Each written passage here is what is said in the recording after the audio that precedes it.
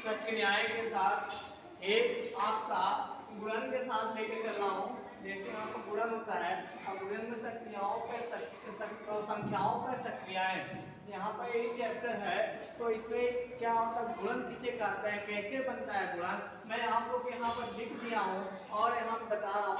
जैसे यदि आपका दिया हुआ यदि एक संख्या को दूसरी संख्या में उतनी बार जोड़ी जाए जितनी बार, जैसे यहाँ पर फिर से रिवाइज करते हैं, यदि एक संख्या को दूसरी संख्या में उतनी बार जोड़ी जाए जितनी दूसरी संख्या है, या दूसरी संख्या उतनी ही बार जोड़ी जाए जितने पहली संख्या दी गई है, तो यह सक्रिय गुणन कहलाती है। इसे एक गुणे चिन्ह से प्रदर्शित करते हैं। अब आप लोग को ये समझ में आ चुका कैसे होगा।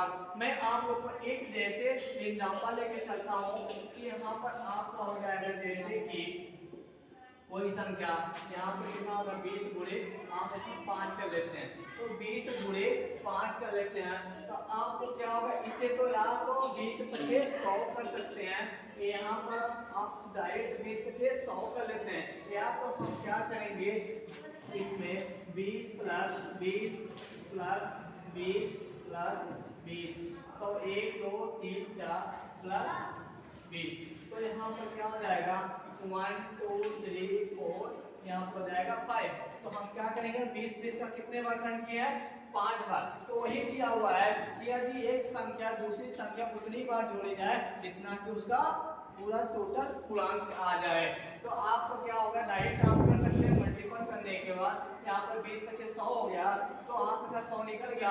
अब यहाँ 20 20 40 60 80, अब यहाँ पर कितना आ रहा है आपका, यहाँ पर भी 100 आ रहा है, यहाँ पर कितने बार, तो 5 बार काउंटिंग करने के बाद उसको 20 20 का 5 बार जोड़ने के बाद हमारा कितना आ रहा है, 100 आ रहा है। अब इसे क्या करना है, डिवाइडेड अगर मल्टीपल करेंगे, आप गुणा कर रहे हैं, तो आपका सीधा आंसर मिनटों में नहीं बल्कि सेकंडों में आ जाएगा। इसमें करेंगे तो आपका मिनट मतलब काफी समय चल जाता है, इसी वजह से हम इसे 60 में निकाल दिया जाता है। ठीक है, इसे हम क्या कहते हैं, गुणन के नाम से भी जानते हैं। ठीक है, मैं अगली संख्या डिवाइड के लेके आ रहा हूँ, जिसे भागफल।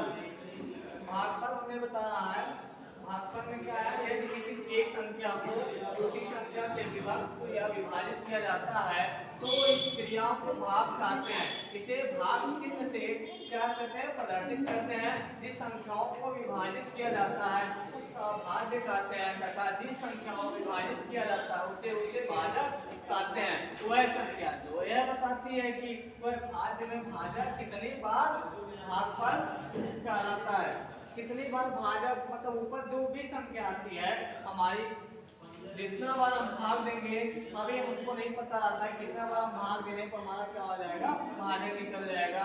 तो उसी प्रकार से यहाँ तो हम भाज्य इक्वल टू भागफल इनटू क्या करेंगे, भाजक और प्लस करके शेषफल। जो भाजक और शेषफल ऊपर और नीचे वाला, जो ऊपर वाली संख्या होती है और जो नीचे वाली संख्या हमारे लिए तेरी बच गया, तो हमारा कितना हो जाएगा, ये भाजक हो जाएगा, ये क्या हो जाएगा, शेषफल हो जाएगा। तो यहाँ पर हम शेषफल और भागफल हम इसमें लगा सकते हैं, तो हमारा उसी प्रकार हम दे दिया है, जैसे कि भाज्य अपान भाजक इक्वल टू भागफल प्लस शेषफल और अपान भाजक, इसमें हम लगा दिया है। तो उसी प्रकार से हम जैसे एक एग्जांपल से आप लोग को समझा रहा हूँ, वह समझ लीजिए। अब यहाँ पर दिया हुआ है, हमारा मान लीजिए कि 285 से भाग देना है कितने बार में, 5 बार में।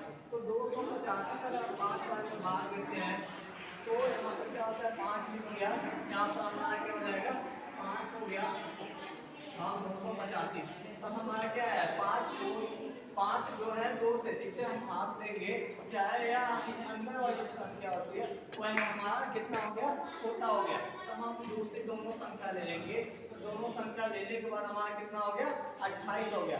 तो 5 का हम कितना बार में दे सकते हैं, 5 बार में। तो कितने बार में दे सकते हैं, 5 बार में, 5 25 25 हो गया। तो हम इसमें माइनस करने के बाद हमारा कितना हो जाएगा, 3 बच गया, ये हमारा कट जाएगा और यहाँ पर कितना हो जाएगा, 5 हो गया। तो 5 हो गया, 5 उतर जाएगा हमारा। तो हम इसमें देखेंगे कि हमारा कितना हो जाएगा, कि हमारा कितने बार हम टेबल पढ़ सकते हैं, पहाड़ा पढ़ सकते हैं कि हमारा यहाँ पर 35 हो जाए। तो हम 7 बार पढ़ेंगे तो हमारा कितना हो जाएगा, 35 हो जाएगा। तो हमारा शेषफल कितना हो जाएगा, नीचे शेषफल जो बचा है तो हमारा कितना है, 0 है। और आगे कितना है कि हमारा भागफल जो निकल रहा है वह कितना हो जाएगा, 57। तो भागफल निकलने के बाद हमारा कितना हो जाएगा, 57। शेषफल हमारा कुछ नहीं बचा है। नेक्स्ट काम पे हमारा क्या आ जाएगा, मान लीजिए हम दूसरा उसी प्रकार लगाते हैं। जैसे यहाँ पर हो गया 175, 175 भागा 7। अब 175 भागा 7 हो जाएगा और उससे हम भाग लेंगे। मान लीजिए 175 हो गया और भागा यहाँ पर 7 कर लेते हैं। तो हम इसमें देखेंगे तो 7 दूना 14 हो जाएगा, 7 3 21। तो 7 दूना 14 हो गया। अब 14 में यहाँ पर 3 माइनस हो जाएगा, यहाँ पर कितना हो जाएगा, 5 आएगा। तो यहाँ पर कितना हो जाएगा, 5 7 35।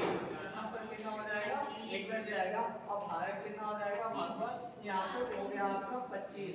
लेकिन हमारा शेषफल जो रिमाइंडर नीचे बच रहा है वह 0 बच रहा है, कुछ भी नहीं बच रहा है। उसी प्रकार से अगर हम इसमें शेषफल बचाना चाहते हैं तो कोई भी अंक हम ऐसे निकाल लेते हैं।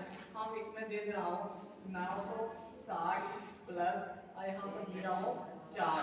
अब यहाँ से 4 से अगर हम भाग दें इसमें तो हमारा कितना हो गया, 4 गुना 8 हो जाएगा।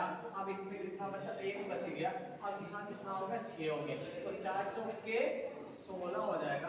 अब 16 में यहाँ क्या हो जाएगा, 6 कट गया यहाँ पर। अब यहाँ पर कितना होगा, 0। तो 0 लगा के हम 0 से काट सकते हैं, तो कट जाएगा।